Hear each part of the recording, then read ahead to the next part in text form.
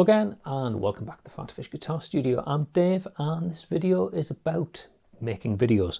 It's kind of inspired from a conversation I was having a little while ago. I was being interviewed by Mark Christopher over at Hippie Picks for his YouTube channel, and we had a fairly wide-ranging discussion, got on about guitars and music in general, and went off onto a bit of a tangent talking about being creative and sort of making online content, and sort of discussed the idea about some of your efforts won't be successful and you'll fail, and in fact in some ways it's actually a good thing to fail, and sort of like plan to expect to fail in your earlier efforts. And you might think sounds a bit of a paradox. I thought we'll just talk about that a little bit in this video. So what I was getting at is, and just to kind of give this a bit of context, I'm kind of talking about in the context of YouTube. I realise there's other online platforms, but just kind of to frame this, talking about the idea of making content for YouTube. And if you look at YouTube, there's a very, very wide range of quality out there. There's some stuff it's not so good, and there's some stuff that's absolutely excellent. And most probably the excellent stuff, the stuff that you watch, the stuff that you subscribe to, and I'm sure you rate far higher than you rate the content that I make. But that's the stuff that inspires you. You watch the likes of, you'll have your own personal favourites, but people like Rob Scallon, Paul Davids, Rick Beato. There's a whole load of really good quality guitar YouTubers out there. To name just three, there's plenty more. But you watch them and you think, wow, they do really good content.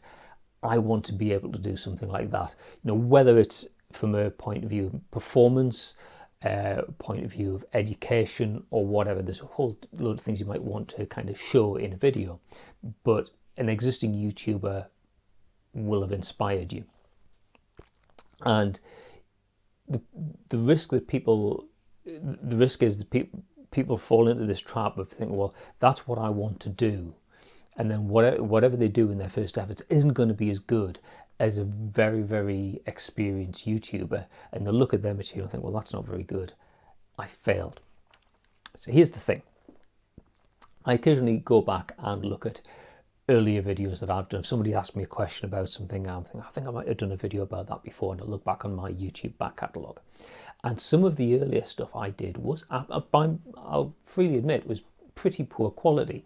I like to think the actual material, what I'm talking about in terms of explaining how a major scale works or how chord theory works, that's fine. But the way it's kind of presented, I wasn't as used to looking in the camera perhaps as I am now.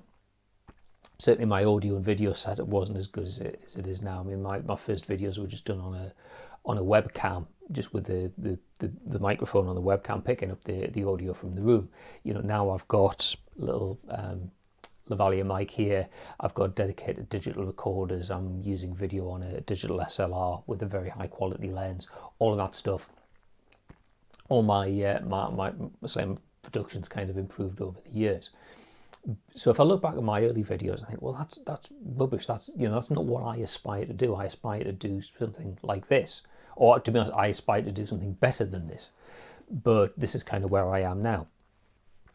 So whatever you look at in terms of your content, it's always, you're going to look back on earlier stuff and think, well, that's not as good as what I'm doing now.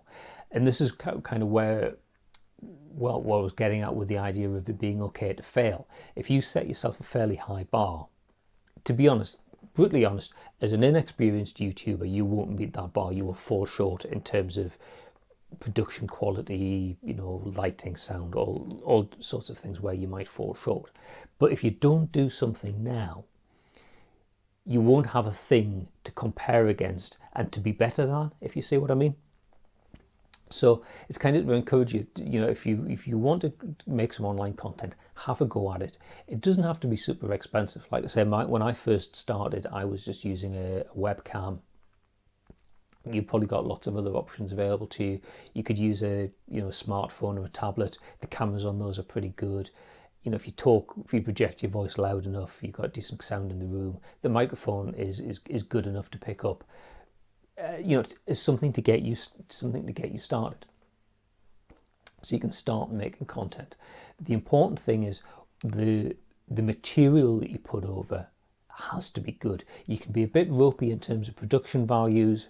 You can maybe have room for improvement in your presentational style. But as long as the core content is good, then the video has merit. So if you think, for example, you want to do something close to my heart, tuition, you want to talk about scale theory. If you can do a video where you explain the theory behind the major scale, and you can explain that clearly, concisely, in a way that's easily understood, that's good content. If the camera's slightly out of focus, if the room acoustics aren't brilliant and there's quite a bit of echo going on, yeah, it degrades the video quality slightly, but the core concept's still there. The information you're putting over about major scale theory or whatever is still good. And by having done that, you can then watch that video back and you can have some experience. You can say, okay, well, how am I going to critique this? Well, the camera angle's not quite right. The way they project my voice mightn't be as good as it could be. All different things. But if you make something and then get it out there onto YouTube, if you've got something valid, put it out there onto YouTube, because to be honest, you aren't going to get millions of views straight away. If you've got something, actually, I'm not super happy about this, don't worry too much, because that first video, when it first goes out, it's not going to be seen by millions and millions of people. It'll be seen by a few, and a percentage of those people will like your content and will follow you and will become long-term followers, fans, if you like.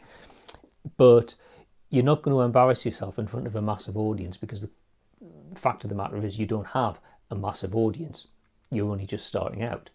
But by that point, you've kind of you've broken the seal, if you like. You've started making videos. You can look at what you've done, use that as a frame of reference. What do we want to do to make it better? For example, I look back on my earlier videos.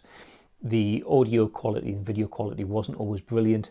I kind of evolved that over time. I tried different things, using direct recording on a computer, recording on a digital recorder, different microphones, things like that, recording on a camcorder, recording as I do now on a digital SLR or a webcam, different things that I've tried, and then I find the thing that works best. And then just my own presentational style.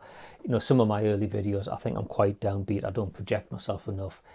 It's possibly to do with some of my confidence in front of a camera. I'm used to teaching and talking to people, but there's something about when you've got a camera, and I'm looking at the camera lens now, and there's a little screen next to it with a little red dot that's flashing away to let me know it records. And that little red dot, it taunts you. It let so many people I know as guitar players, amazing guitar players, but then go into a studio, and as soon as you start recording, you get what's called red light fever, where you're recording, you could start to make mistakes. That comes into it, so it makes you a little bit more hesitant in your style. And as you get more experienced, you overcome that.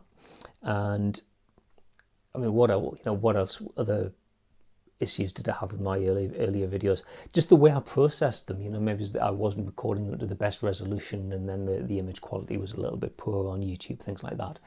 But the thing is, I started making content, and slowly my channel started to grow.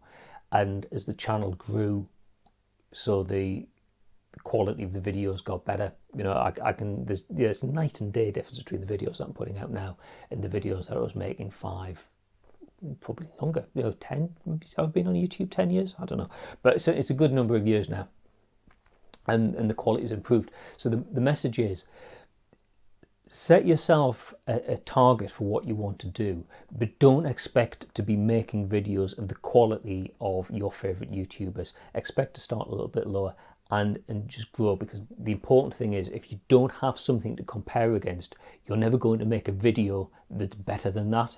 You're always going to be procrastinating, thinking, I'm not going to make a really, really good video. You're not, but you have no frame of reference. Make a video that's okay, then make a video that's better, and a video that's better. And as you gain experience and confidence, so your quality will improve. Remember, you're recording these. It's not like you're doing a live stream. You get the opportunity to review them. If you fluff your lines, or you forget what it is that you're saying, well, doesn't matter. do it again, fix it in the edit. It's okay if with a video like this, it's okay to fix it in the edit. You know, I often record videos and there's all sorts of ums and ers and things, because I don't necessarily have a script. I have a rough idea what I want to say and I say it. And sometimes I might go down a bit of a blind alley. Yeah, so that was rubbish, Dave. Just stop. Go back and start that paragraph again, that sentence again.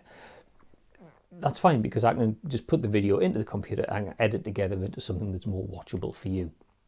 So don't forget, when you watch experienced YouTubers, you see a highly polished product. What you don't see is when they made a mistake, you know, when they got something wrong, because they just edited it out.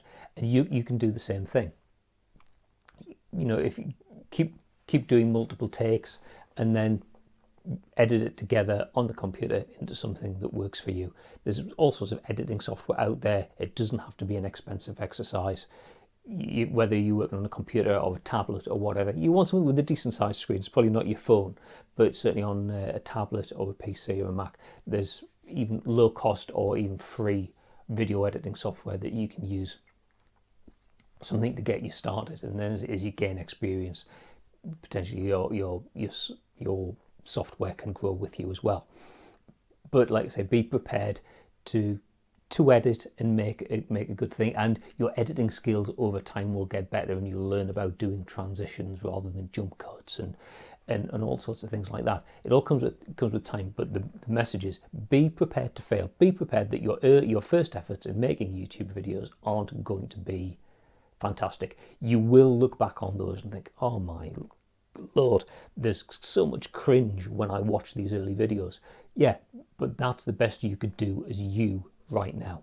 But do it, and you will only get better. And it's an incredibly rewarding, fulfilling thing to make content. But if you're a creative person, you like to be creating, whether it's playing music or making videos, having some sort of creative outlet, and YouTube's a great place to do it.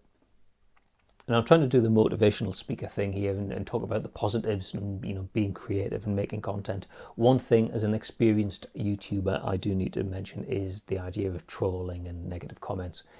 If you put your head above the parapet and you start making content, people will start sniping at you. I get an awful lot of negative feedback on my videos. But the trick is to recognize what is negative feedback because the content is genuinely bad, or negative feedback because people just like having a go. They're keyboard warriors. They're sitting there at home or in the mother's basement just typing away, flaming at people on the internet. And, you know, being able to recognize just rubbish comments like that for what they are and not taking them to heart is a skill that you need to learn as well. Some comments, I must admit, do kind of get under my skin a little bit, and I might react to, which is a bad thing to do. But yeah, I will get better with that as over time. Like I say, everything's an incremental improvement. But don't let negative comments get you down. If you get something negative, look at it and think, is this genuinely something wrong with my content, or is it just somebody who just wants to be awkward, wants to be a troll, is jealous of the fact that you're actually making decent quality content, and they don't have the motivation or the capabilities to do it. It's, you know, it's one of those things. Negative comments and trolling come with the territory, but don't let it get you down. Okay, so hopefully that's kind of inspired you to think about maybe making content yourself to go on YouTube or other online platforms. Or if you have already started, maybe help you just to kind of put a bit of perspective on things. If you enjoyed the video, please click like down there. If you really enjoyed it and you want to see other videos that post on the channel, then please click subscribe, which is also down there, and click the bell icon as well. It makes a thing happen, and it's good for you, and it helps my channel and all that sort of stuff. If you want to leave a comment down in the comment section, you're welcome to. I don't always see comments that are left on YouTube videos, though. YouTube's a bit rubbish at notifying me when people comment. So if you've got a specific question that you want to ask me, whether it's about making online content, guitar playing, music theory, anything at all, you're better off going here, filling that form in, send your question in that way. I'm guaranteed to see it, and I can get around to answering it in a future video.